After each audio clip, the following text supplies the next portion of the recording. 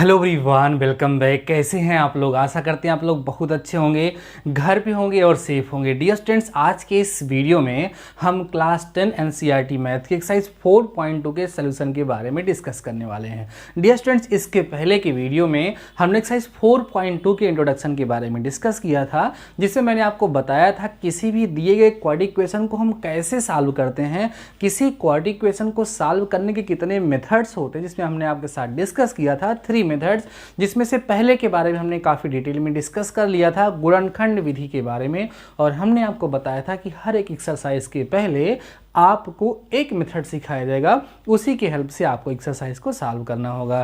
तो dear students, आज के इस वीडियो में हम एक्सरसाइज 4.2 को जो सॉल्व करने चल रहे हैं, उसमें हमें गुणनखंड विधि का प्रयोग करना है। दिए गए जो हमारे पास द्विघात समीकरण होंगे, उन्हें बच्चों किस विधि से? गुणनखंड विधि से हल करना है। आइए हम लोग बात करते हैं। यहाँ पर हमारा जो क्वेश्चन आपके सामने लिखा हुआ है बच्चों, कह रहा है गुणनखंड विधि से निम्नलिखित द्विघात समीकरणों के मूल ज्ञात कीजिए। आपके सामने जो द्विघात समीकरण लिए गए हैं, जो दिए गए हैं, उनके मूल को ज्ञात करना है। और मूल का मतलब क्या है? x का वह मान जो इस दिए गए रिलेशन को सेटिस्फाई करेगा, वही मान आपको ज्ञात करना है। वही इस समीकरण का मूल कहलाएगा, इसका हल कहलाएगा। तो आइए हम लोग बात करते हैं बच्चों पहले के पहले पार्ट की। लिखा है x square minus 3x minus 10 is equal to 0 लिखा हुआ है। हमें करना क्या है बच्चों? इसको सॉल्व करना है, और सॉल्व करके हमें बच्चों किसका मान ज्ञात करना है? x का मान ज्ञात करना है। ठीक है ना? आइए हम लोग सॉल्व करते हैं बच्चों, गुणनखंड करेंगे। अब देखो 10 गुणे एक्स स्क्वायर माने 10x स्क्वायर के ऐसे गुणनखंड की जोड़ने पे माइनस 3x आए, तो क्या होगा बच्चों? X square minus 5x plus 2x minus 10 is equal to 0। अब इसमें आप देखो x कॉमन मिलेगा, इम्प्लाइज दैट का साइन आप लगाते रहेंगे यहाँ पर। तो बचेगा बच्चों x माइनस 5 प्लस 2 कॉमन ले लोगे तो क्या बचेगा? x minus 5 is equal to 0। This implies that पूरे में बच्चों x माइनस 5 कॉमन हो गया, तो बचा दूसरे ब्रैकेट में x plus 2 is equal to 0। अब जब हमें दो गुणनखंड, दो फैक्टर मिल जाते हैं, देन मैंने आपको सिखाया था बच्चों कि दोनों फैक्टर्स को, दोनों गुणनखंड को बारी बारी 0 के इक्वल कर लेते हैं, और हमें दोनों के दोनों मूल प्राप्त हो जाते हैं। क्या बोलेंगे हम यहाँ पर? बोलेंगे सर यदि x minus 5 equal to 0, this implies that x is equal to 5। और पुनः लिख करके हम लिखते हैं यहाँ पर यदि x plus 2 is equal to 0, this implies that x is equal to minus 2। तो आपको फाइनली जो आंसर मिलेगा वो x is equal to minus 2 मिलेगा, और x इज इक्वल टू बच्चों क्या मिलेगा? 5 मिलेगा। बातें समझ में आई आप लोगों को? कोई डाउट तो नहीं है बच्चों? तो ऐसे ही आपको सभी के सभी क्वेश्चंस को सॉल्व करना है। आइए इस पे हम लोग डिस्कस करते हैं। इसको भी हमें फैक्टराइजेशन मेथड से, अर्थात गुणनखंड विधि से हल करना है। सभी के सभी क्वेश्चन को गुणनखंड विधि से हल करना है, क्योंकि जो दूसरी विधि जिसको हम लोग बोलते हैं पूर्ण वर्ग विधि मीन्स परफेक्ट स्क्वायर मेथड, वो हम लोग सेकेंड एक्सरसाइज के पहले पढ़ेंगे। और मतलब सेकेंड मीन्स थर्ड एक्सरसाइज होगी हमारे चैप्टर की, उसके बारे में हम लोग वहाँ पर डिस्कस करेंगे। तो यहाँ पर बच्चों देखो 6 और दूना 12x स्क्वायर के ऐसे गुणनखंड की जोड़ने पे प्लस 4x आए, तो this implies that 2x square plus 4x minus 3x minus 6 is equal to बच्चों क्या हो जाएगा? 0 हो जाएगा। अब आप देखो यहाँ पर आपको 2x कॉमन नजर आएगा बच्चों, तो x प्लस 2 बचेगा, माइनस 3 कॉमन ले लोगे तो x plus 2 is equal to 0 होगा। पूरे में आप देखेंगे बच्चों तो आपको x प्लस 2 कॉमन मिल जाएगा, दूसरे ब्रैकेट में 2x minus 3 is equal to 0 इस तरीके से बच जाएगा। अब हम क्या करेंगे?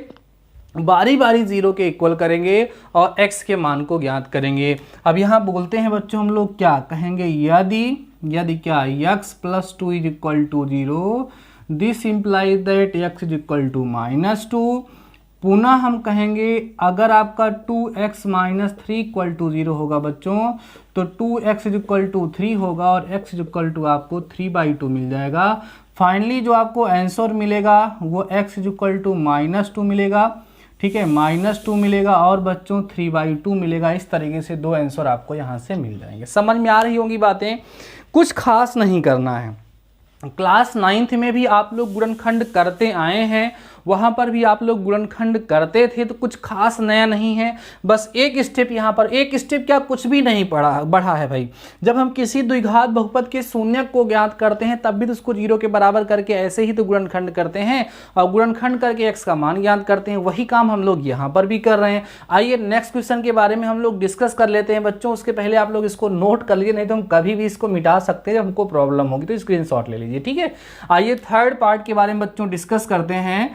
थर्ड पार्ट हमारा है √2x² plus 7x plus 5 √2 is equal to 0, ठीक है ना। देखो बच्चों, अब यहाँ पर जब इसको इससे मल्टीप्लाई करोगे, देखो √2 होता है, 2 × 5 जब करोगे तो 10 आएगा, माने 10x² के आपको ऐसे फैक्टर करने हैं कि जोड़ने पर आपको 7x मिले। तो क्या मिलेगा, this implies that √2x² plus 5x plus 2x plus 5 √2 is equal to बच्चों कितना हो गया, 0 हो गया। क्लियर हो गई बातें।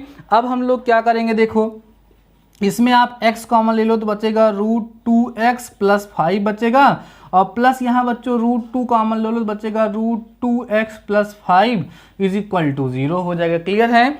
अब पूरे में आप देखो बच्चों क्या कॉमन मिलेगा, √2x प्लस 5, दूसरे ब्रैकेट में बचेगा x plus √2 is equal to 0। अब हम क्या करेंगे, बारी बारी दोनों फैक्टर्स को 0 के इक्वल करेंगे।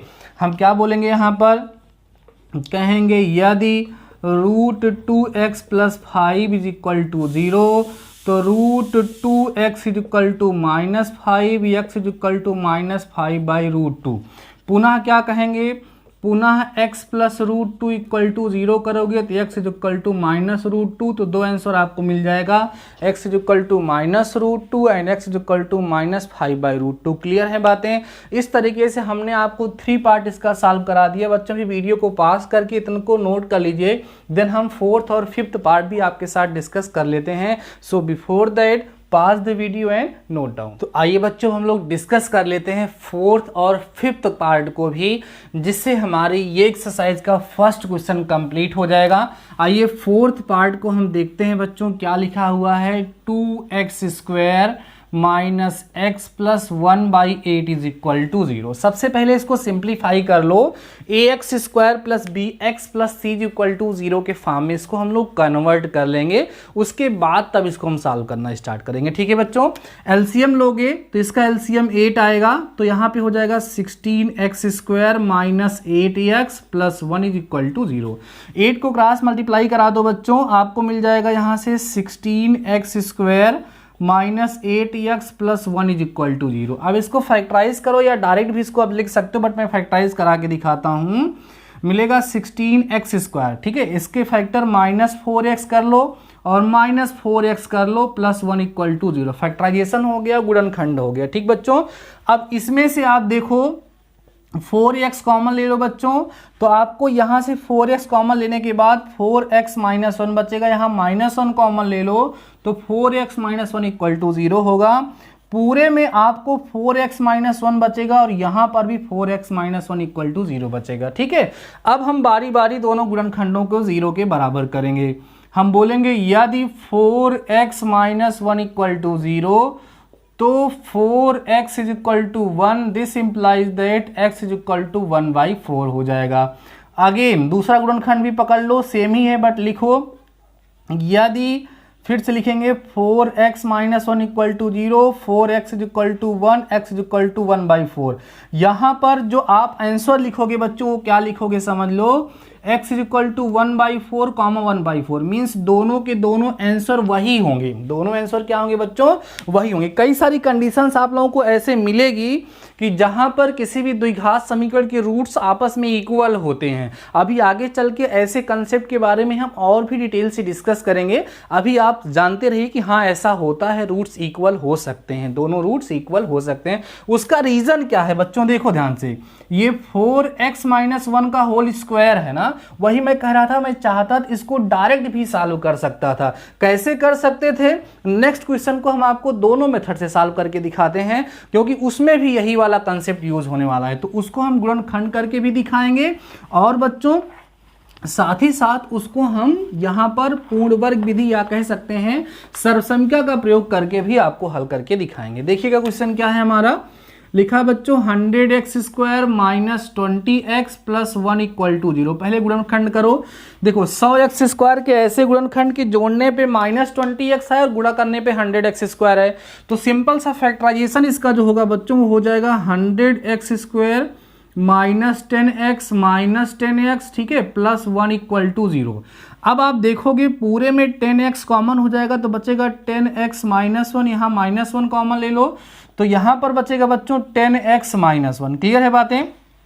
क्लियर है बातें? समझ में आ रहा है आप लोगों को? 1 कॉमन, यहाँ पर 10x कॉमन ले लिए तो यहाँ पे 10x माइनस 1 बचा, यहाँ माइनस 1 कॉमन लिए 10x माइनस 1 बचा।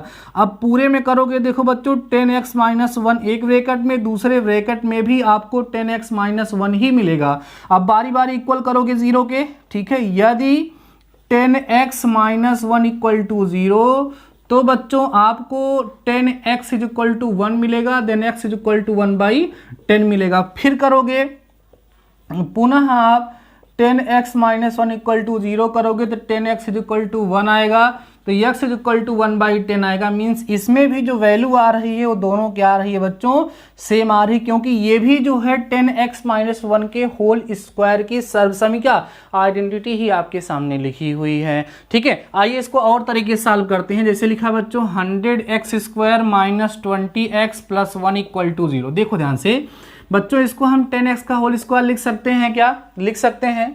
माइनस में इसको 2 इंटू 10x इंटू 1 और प्लस 1 का स्क्वायर लिख सकते हैं। ध्यान से देखो, ये a square minus 2ab plus b square type की आइडेंटिटी अर्थात सर्वसंख्या आप लोगों को नजर आ रही होगी। तो इसका मतलब ये है बच्चों कि इसको हम लोग 10x माइनस 1 का होल स्क्वायर लिख सकते हैं, लिख सकते हैं ना। तो इसका मतलब ये भी होगा कि 10x माइनस 1 इक्वल टू 0 हो जाएगा, तो 10x इक्वल टू 1 होगा। मीन्स x इक्वल टू बच्चों यहाँ से आपको 1/10 मिल जाएगा और वही दोनों इसका आंसर हो जाएंगे 1/10 एंड 1/10। लेकिन ये जो मेथड आपको हमने सिखाया इसी को पूर्ण वर्ग विधि परफेक्ट स्क्वायर मेथड के नाम से अभी हम लोग आगे डिटेल में एक्सरसाइज में नेक्स्ट एक्सरसाइज में डिस्कस करेंगे काफ़ी डिटेल में, तो वो बाद की बातें हैं, हम लोग बाद में डिस्कस कर लेंगे। अभी बच्चों आज के इस वीडियो में मैंने आप लोगों को एक्सरसाइज 4.2 के क्वेश्चन नंबर फर्स्ट के सारे पार्ट हमने सॉल्व करा दिया है। नेक्स्ट वीडियो में हम और आगे क्वेश्चन के बारे में डिस्कस करेंगे। इसके बेसिस पे जो आपकी बुक में एग्जाम्पल दिए गए हैं उसको आपको सॉल्व करना चाहिए, उसको सॉल्व करिए। जो इसके तरह के क्वेश्चंस हों और सारी बुक अगर आपके पास है उससे सॉल्व करिए, कोई प्रॉब्लम हो हमारे साथ डिस्कस करिए। हम नेक्स्ट वीडियो में नेक्स्ट क्वेश्चन के साथ आपके साथ मिलेंगे और आपको उसको सॉल्व कराएंगे। तो ठीक है बच्चों, आज के इस वीडियो में बस इतना ही। तब तक के लिए शानदार रहिए और पढ़ते रहिए।